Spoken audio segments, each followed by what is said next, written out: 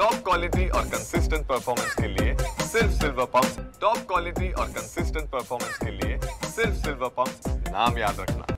काल आदरणीय उपमुख्यमंत्री आणि आमच्या पक्षाचे मुख्य नेते एकनाथ शिंदे साहेबांचा 61वा वाढदिवस होता आणि त्या वाढदिवसाच्या निमित्तानं राज्यातील काही बस डेपो जे आहेत त्या ठिकाणी सुविधा उपलब्ध नव्हत्या, कर्मचाऱ्यांसाठीही नव्हत्या आणि प्रवाशांसाठीही नव्हत्या।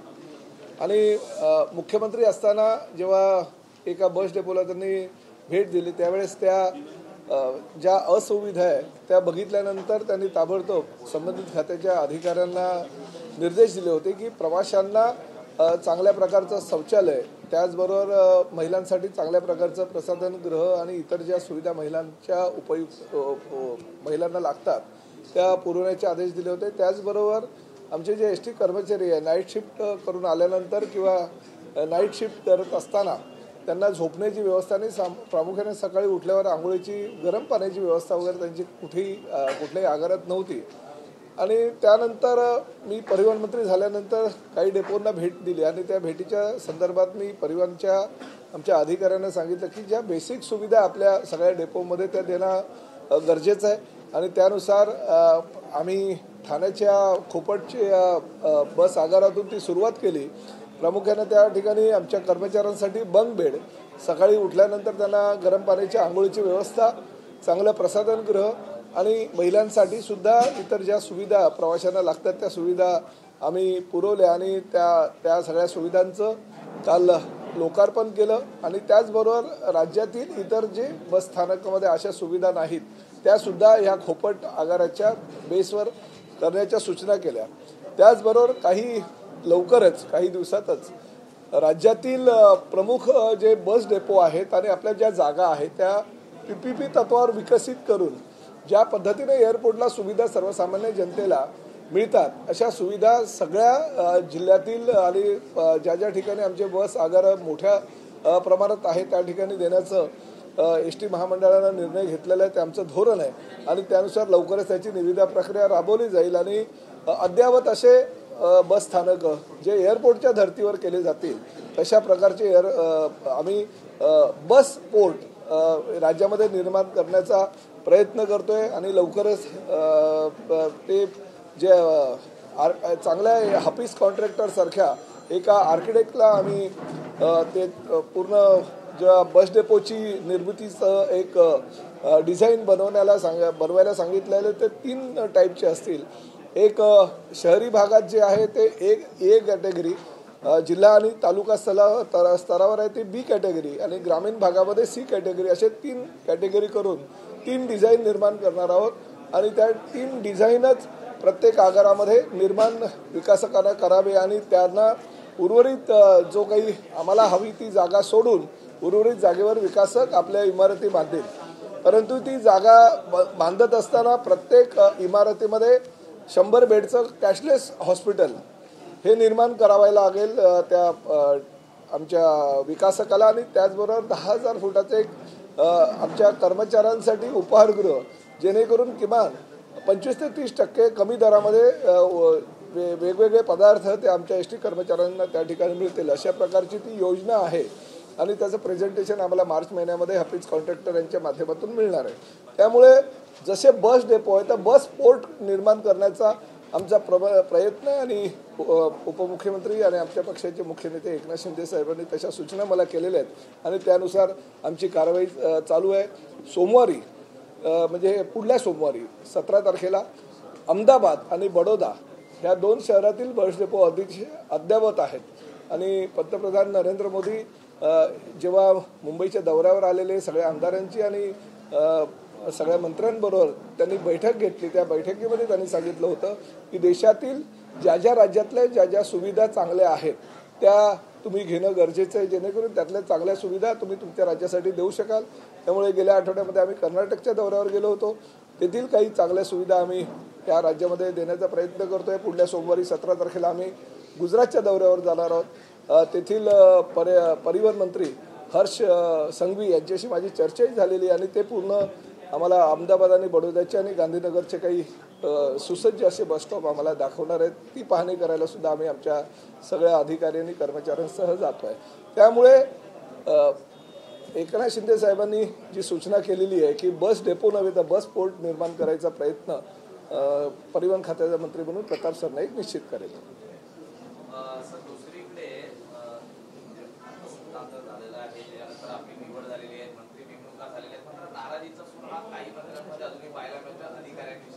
अनेक अधिकारी हे परस्पर कारभार करत असल्याचं सांगत अनेक मंत्री नाराजी व्यक्त करत आहेत. उदय सामंत यांनी देखील आपले जे सचिव आहेत त्यांच्याविषयी नाराजी व्यक्त केलेली आहे. असं पाहता एकीकडे अधिकारीच कुठेतरी वरचढ असताना पाहायला मिळतं. नाही, माझ्या खात्यामध्ये तरी तसं काही नाही आहे. माझ्या खात्यामध्ये एसटी महामंडळाचे MD आहेत कुसेकर, चांगलं काम करतायत. परत आमचे भीमनवर आहेत RTOचे, त्याचबरोबर प्रधान सचिव संजय सेठी हे सुद्धा अतिशय चांगल्या प्रकारचं काम करतात. त्यामुळे सध्या तरी माझ्या खात्याचा कारभार अतिशय चांगल्या प्रकारे चाललेला आहे आणि कुठल्याही अधिकाऱ्यांनी वरचढ भूमिका घेतलेली नाही आणि मला वाटत नाही की माझ्या खात्यामध्ये तशा प्रकारचा काही दबाव नाही. त्यांनी त्यांच्या खात्याबद्दल दिला असेल, मला त्याची कल्पना नाही. तुम्ही त्यांच्याशी चर्चा करा.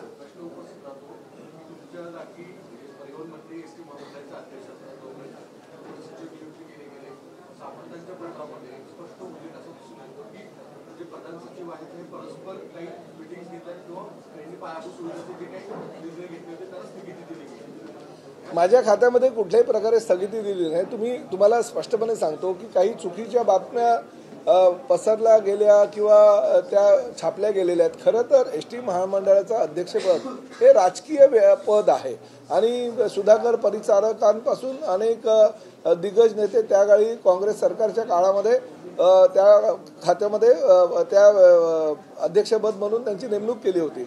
मध्यंतरीच्या काळामध्ये ती अध्यक्षपदाची नेमणूक ही थांबली गेली होती. परंतु आता भरतशेठ गोगावले यांची नियुक्ती आमच्या मुख्यमंत्री एकनाथ शिंदे साहेब त्यावेळेस असताना त्यांनी केली होती. परंतु नंतर त्यांची मंत्रिमंडळामध्ये समावेश झाल्यामुळे ते पद ऑटोमॅटिक त्यांना सोडावं लागलं. त्यामुळे जे रिक्त पद होतं त्या रिक्त पदावर संजय सेठींची तात्पुरत्या स्वरूपात नियुक्ती केल्याचं आदेश मुख्यमंत्री देवेंद्र फडणवीस यांनी केलेले आहेत आणि हे राजकीय पद आहे आणि राजकीय पद असल्यानंतर ते कोणाला आज नाही तर उद्या हे दिलंच जाणार आहे. फक्त आमची महायुतीच्या सरकारमध्ये कुठल्या पक्षाला ते पद मिळेल हे अद्यापर्यंत निश्चित झालं नसल्या कारणानं ते तात्पुरत्या स्वरूपात त्यांना त्याची जबाबदारी दिली आणि शेवटी परिवहन मंत्री म्हणून मीच ह्या खात्याचा सार्वभौम आहे. एवढे काही निर्णय परिवहन खात्यामध्ये होतात ते निर्णय करण्याचा अंतिम जबाबदारी जी आहे ते परिवहन मंत्री म्हणून माझ्याकडे येते. त्यामुळे तसं काही माझ्या खात्यामध्ये तर कोणी अद्यापर्यंत हस्तक्षेप केलेला नाही.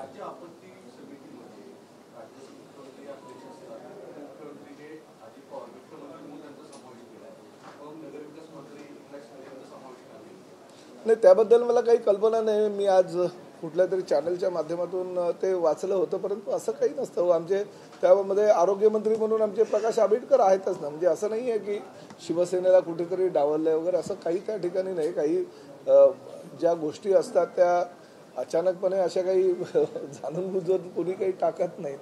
त्यामध्ये काही तांत्रिक आणि कायदेशीर अडचणी असतील, परंतु ते तिघेही आमचे प्रमुख नेते आहेत, एकनाथ शिंदे साहेब, देवेंद्रजी आणि त्याचबरोबर अजितदादा पवार. त्यामुळे योग्यपणे ते तिघांच्या अंडरस्टँडिंगमध्ये जे काही झालं असेल ते झालं असणार आणि जर नसेल झालं तर मग त्यावर तोडगा काढण्यात येईल.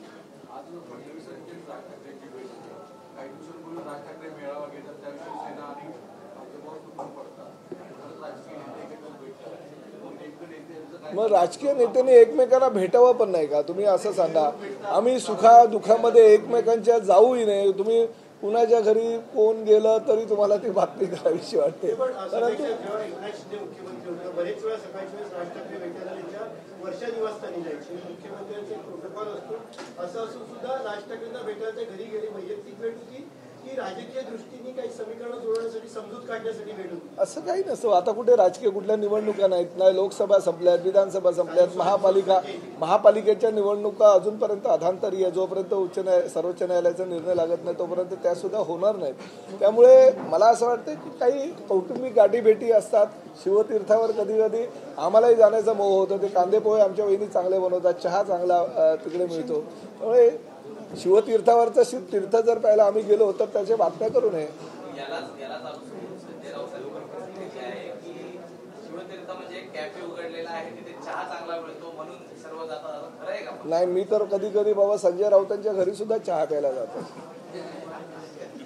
सर, एक महत्वाचं एक आहे की एकनाथ शिंदे लोकप्रिय योजना ज्या होत्या त्यांच्या कार्यकाळातल्या यांना कुठेतरी ब्रेक लागताना पाहायला मिळतंय. आनंदाच्या शिद्यानंतर आता मुख्यमंत्री तीर्थ योजना थांबवण्याचा निर्णय हा घेण्यासंदर्भात चर्चा सुरू आहे. बिलकुल होणार नाही. मुख्यमंत्री तीर्थदर्शन योजना जी आहे ती अतिशय चांगली योजना आहे.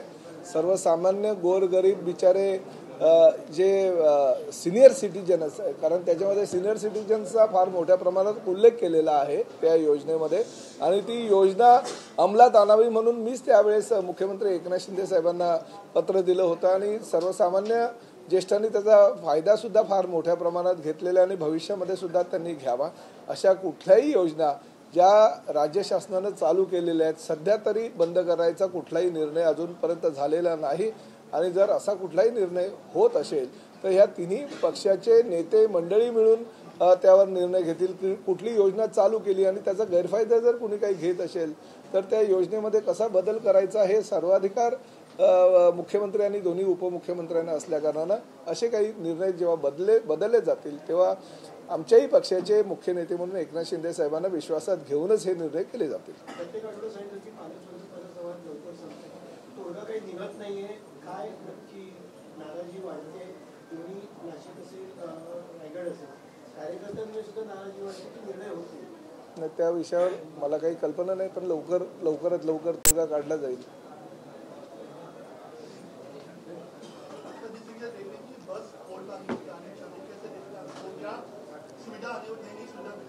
देखिए, जनरेशन नया अभी आ रहा है. ये आज के जो यंगस्टर है उनको नई नई सुविधाएं चाहिए, और ये युग में नई सुविधा देने का प्रयास परिवहन मंत्री के रूप में मैं कर रहा हूं. हमारे मुख्य नेता आदरणीय एकनाथ शिंदे साहब की भी यही भूमिका है कि जिस तरह से हम बस डेपो का निर्माण पहले करते थे उसी तरह से बस पोर्ट का निर्माण किया जाए, और हमारे बहुत सारे बस आगार और एसटी स्थानक पूरे महाराष्ट्र में फैले हुए हैं. बहुत सारी जगह उनके पास है. करीबन 13,340 एकड़ की लैंड हमारी पास है, और वो लैंड डेवलप करते हम जैसे एयरपोर्ट बनता है इसी तरह से हम बस पोर्ट का निर्माण करना चाहते हैं, क्योंकि हर साल 5,000 के आसपास हम बसेस भी खरीदी करने जा रहे हैं. तो बसेस की संख्या भी आगे के 5 साल में हो जाएगी, और उसी 5 साल में अगर पीपीपी मॉडल लेके हम बस पोर्ट का निर्माण करते हैं तो महाराष्ट्र की ये जो जनता है जो पूरे ग्रामीण भाग में फैली हुई है उनको भी सुविधाएं देने का हम प्रयास करेंगे, क्योंकि ये पुराने सब बस डेपो है उसको बार बार खर्चा करने से ज़्यादा अगर पीपीपी मॉडल पे डेवलप करके हम अगर वो बनाते हैं तो लोगों का ज़्यादा से ज़्यादा सुविधा और प्रवासियों को ज़्यादा से ज़्यादा सुविधा देने का हमारा मानस है, और उस तरह से हम कोशिश करें. और निश्चित रूप से बड़े आर्किटेक्ट के पास हमने वो डिज़ाइन बनाने को दिया है जो ए मॉडल, बी मॉडल और सी मॉडल बनाएंगे. जैसे शहरी भाग को ए मॉडल, जो तालुका और जिला स्तर के लेवल के बस स्थानक है उसको बी मॉडल, और रूरल के जो स्थानक है उनको सी मॉडल, ऐसे 3 मॉडल बना के हम उसका प्रेजेंटेशन करेंगे, और जल्द ही पीपीपी लेवल पे वो करने के लिए हम निविदा प्रक्रिया शुरू करेंगे. हम सोमवार को गुजरात दौरे पे जा रहे हैं. हमारे एसटी महामंडल और परिवहन डिपार्टमेंट के सभी अधिकारियों को लेके गुजरात के मंत्री महोदय आदरणीय हर्ष संघवी जी, इनसे मेरी बात हो गई है, और गांधीनगर, अहमदाबाद और बड़ौदा में बहुत ही अच्छे बस स्थानक बने हुए हैं जो बस पोर्ट जिससे आप कहेंगे उसको देखने हम लोग जा रहे हैं. क्योंकि अगर हमारे पंतप्रधान आदरणीय नरेंद्र मोदी जी हमें कहते हैं कि कुछ अच्छे जो मॉडल है हर राज्य के वो लेना चाहिए महाराष्ट्र ने, और उसी तरह से हम कर्नाटक के दौर पे गए थे 1 और 2 तारीख को. कर्नाटक दौरे में से हमने कुछ अच्छी चीज़ें ली है, वो हम इम्प्लीमेंट करेंगे महाराष्ट्र में लाने के लिए. अगर गुजरात में कुछ अच्छे मॉडल हमको मिले तीनों शहरों में तो वो मॉडल भी हम महाराष्ट्र में लाने की कोशिश करेंगे.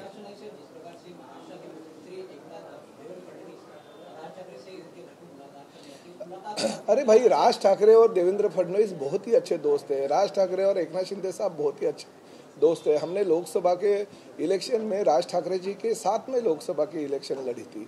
तो राज्य की ये संस्कृति है। महाराष्ट्र की संस्कृति में कोई भी किसी के घर पे राजनेता भले विरोधक भी होगा तो उनके घर पे जाके सुख दुख की बातें करता है, चाय पानी पीता है, तो उसमें गैर नहीं है कुछ। अभी तो कोई फिलहाल इलेक्शन नहीं है, पार्लियामेंट इलेक्शन हो गए, असेंबली इलेक्शन हो गए, कॉरपोरेशन के इलेक्शन के लिए अभी निश्चित नहीं है तारीख, और इस दौरान अगर एक दूसरे से अगर कोई मिलते हैं तो कोई गैर वो बात नहीं है। और ऐसे नहीं कि रात को चुप के किसी होटल में जाके किसी रूम में बैठ के चर्चा होती है। ओपन वो हमारे घर पे आएंगे, हम उनके घर पे जाएंगे। भाईचारा तो और ज़्यादा से ज़्यादा बढ़ाने की कोशिश पॉलिटिकल पार्टी में होनी चाहिए।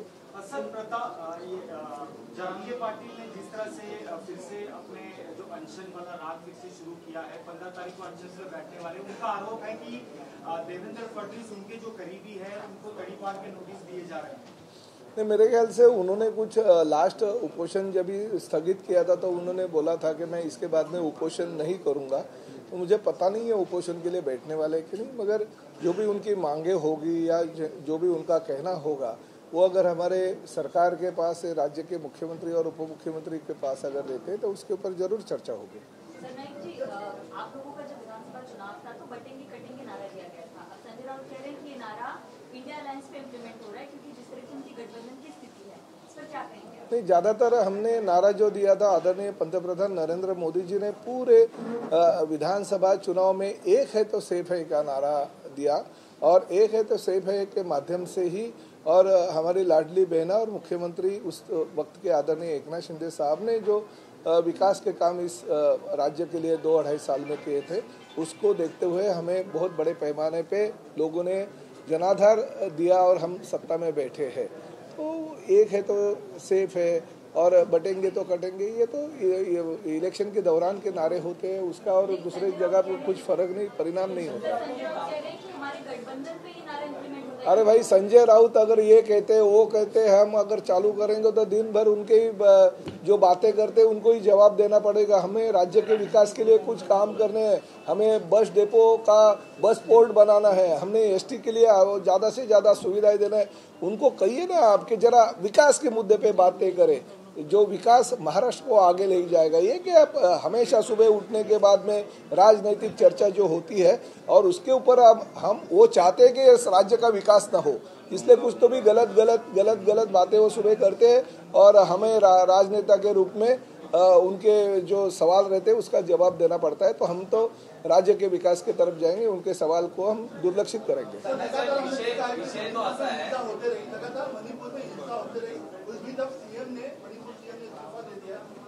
अभी देखिए, उसको भारतीय जनता पार्टी की सत्ता थी और मणिपुर के चीफ मिनिस्टर ने कल ही राज्यपाल महोदय के पास में अगर उसका रिजाइन दे दिया तो बहुत ही गंभीरता से भारतीय जनता पार्टी के केंद्रीय नेतृत्व में इस बात को लिया है, तो उसके ऊपर अमल होगी।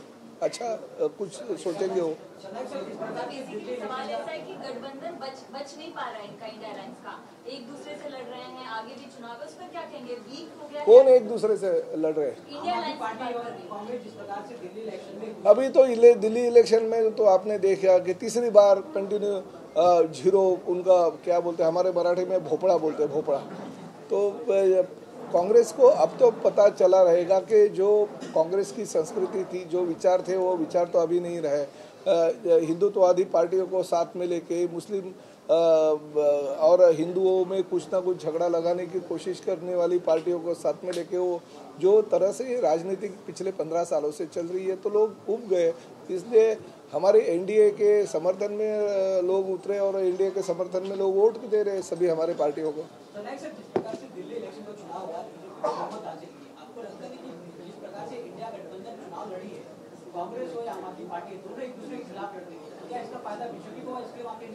नहीं, देखिए, गठबंधन से लड़ना और गठबंधन के विरहित लड़ना तो फायदा तो थोड़े बड़े पैमाने पे नहीं होता है।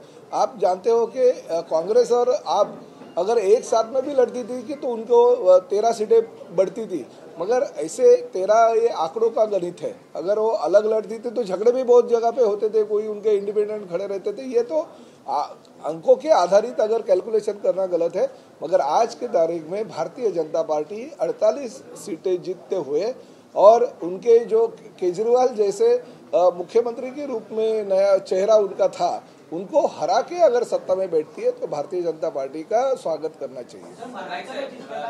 प्रश्न आहे, ज्या पद्धतीने विधानसभा निवडणुकीत बटेंगे आणि कटेंगेचा नारा महायुतीकडे देण्यात आला होता, मात्र हीच वेळ आता महाविकास आघाडीवर आल्याचं पाहायला मिळतं असं स्वतः संजय राऊत म्हणतात। कारण आमच्यातच एकी नाही आहे, त्यामुळे हा जो नारा आहे बटेंगे तो कटेंगे हा आम्हाला देखील तितकाच लागू होतो असं ते म्हणतायत। आता त्यांच्यात एकीने त्याला आम्ही काय करणार आहोत? तुमच्यात भांडणं, आणि सगळे तर असंच म्हणतात की जी काय भांडणं होतात ती संजय राऊत साहेबांमुळेच होतात। त्यामुळे तुम्ही तुमचं ही सकाळची जी पद्धती आहे एक दुसऱ्यांना आरोप करायचं किंवा सकाळी सकाळी जे तुमचं बोलणं आहे, आणि त्यामुळे खरं तर म्हणजे महाविकास आघाडी तुटली असेल त्या सकाळच्या संजय राऊत साहेबांच्या स्टेटमेंटमुळे तुटली असं म्हणायला हरकत नाही।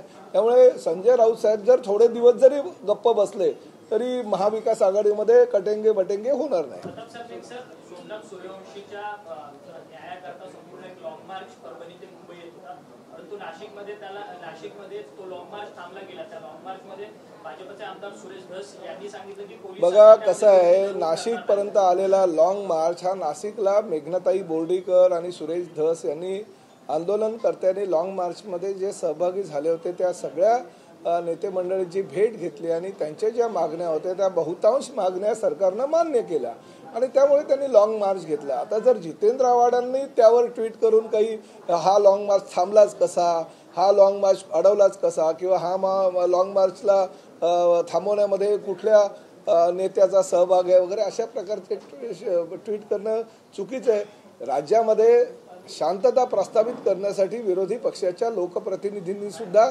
जबाबदारीनं भूमिका घेणं गरजेचं आहे। जर कुठली शांतता प्रस्थापित होते, कुठला तरी लॉंग मार्च कुठेतरी थांबलेला आहे आणि त्याला जर शासनानं उत्तर देऊन त्यांच्या ज्या मागण्या होत्या त्या मागण्यांची पूर्तता केली असेल तर उलट सरकारचं अभिनंदन करायला पाहिजे।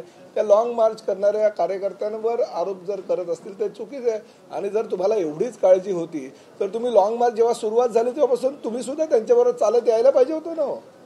त्यामुळे अशा काही आरोपाच्या फैरी वगैरे चालू ठेवणं ते पण चुकीचं आहे। राज्यामध्ये शांतता प्रस्थापित करण्यासाठी आमच्या महायुती सरकारनं अतिशय चांगल्या भूमिका घेतलेल्या आहेत आणि जे आंदोलन करते आहेत त्यांना आपल्या मेघनाताई बोर्डीकर आणि सुरेश धस यांनी काल भेटून ज्या त्यांच्या मागण्या होत्या त्यावर विचार करून निश्चितपणे चांगली भूमिका सरकारची आहे असं त्यांना सांगितलं। त्यामुळे त्यांनी लॉंग मार्च तो थांबवलेला आहे। तुम्हाला अर्धवट माहिती आहे, गणेश नाईक साहेबांचा मतदारसंघ तो नाही आहे, तो त्यांचा विधानसभा क्षेत्रामधले मतदारसंघ जरी असेल तर खासदार म्हणून त्या भागाचं नेतृत्व नरेश म्हस्के साहेब करतात। गणेश नाईक आमदार आहेत त्या मतदारसंघाचे आणि खासदार म्हणून नरेश म्हस्के आहेत। तर नरेश म्हस्केंनी काय आपल्या लोकप्रतिनिधी म्हणून ज्या जनतेनं निवडून दिलेलं आहे त्या जनतेच्या विकासासाठी किंवा केंद्रीय नेतृत्वावर काही गरजा जर असतात तर त्या गरजेच्या पूर्ततेसाठी जर कार्यालयाचं उद्घाटन केलं असेल आणि त्याला जर एकनाथ शिंदे साहेबांच्या हस्ते त्याचं उद्घाटन झालं असेल तर चुकीचं काय आहे? आणि नरेश म्हस्के साहेबांना विजयी करण्यासाठी गणेश नाईक सुद्धा आमच्याबरोबर होते ना महायुती म्हणून, त्यामुळे आमचं चांगलं चाललंय।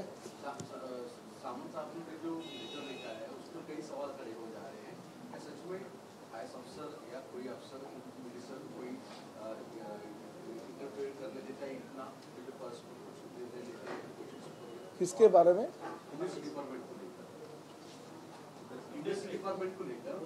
मुझे हाँ उदय सामंत साहब के डिपार्टमेंट का मुझे पता नहीं है, आप उनसे बात करें, वो आने वाले हैं अभी, उनसे बात कर लीजिए। मगर उदय सामंत सक्षम मंत्री है, मुझे नहीं लगता है कोई अगर कोई करता है तो मिनिस्टर सार्वभौम होता है। ऐसे लोक प्रतिनिधि अगर मजबूत तरह से रहेगा तो प्रशासन की मुझे नहीं लगता है किसी ऐसे अड़चन उनको आएंगी। और वेला रासू है, उन्होंने मुंबई कॉरपोरेशन से लेके ठाणे कलेक्टर से लेके बहुत सारे ये काम उन्होंने अच्छी तरह से किए हैं और कुछ अगर कमियां होगी तो पूरी करेंगे। उदय सामंत साहब हमारे बहुत सक्षम है, वो काम कैसे करने का वो बहुत अच्छी तरह से जानते हैं। Okay, thank you.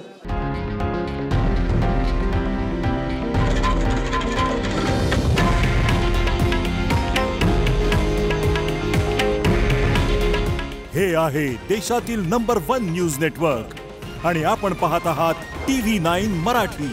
काळजी तुमची, हित महाराष्ट्राचं।